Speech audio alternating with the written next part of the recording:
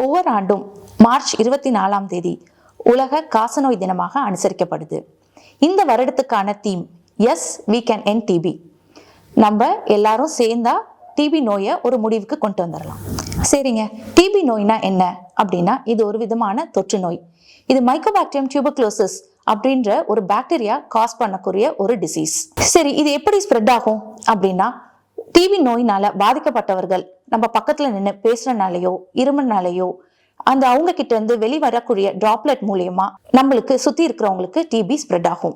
DP நோய்க்கான symptoms என்ன அப்படின்னா, தொடர்ந்து 2 வாரம் ஃபீவர், தொடர்ந்து 2 வாரம் இருமல், அந்த இருமும் போது சளியோட சேர்ந்து ரத்தம், உடல் எடை குறைவு, உடல் சோர்வு, பசியின்மை, இந்த மாதிரி சிம்டம்ஸ் இருந்துச்சுன்னா இதை நம்ம அலட்சியப்படுத்தாம கண்டிப்பா ஒரு மருத்துவரின் ஆலோசனை கொண்டு நம்ம டிபிக்கான லேப் டெஸ்ட் எடுத்து டிபி நோய் இருக்குதா இல்லையான்னு கண்டிப்பா கன்ஃபார்ம் பண்ணிக்கணும்.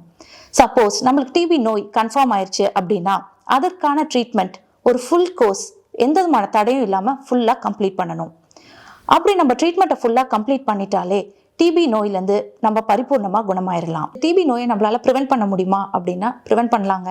டிபி நோயால பாதிக்கப்பட்டவங்க கண்டிப்பா மாஸ்க் போட்டுக்கணும். டிபின்ற நோய் குணமாக கூடியதான். நம்ம கொஞ்சம் கவனமாக இருந்தா டிபி நோயை நம்ம நாட்டிலேருந்தே முடிவுக்கு கொண்டு வந்துடலாம்.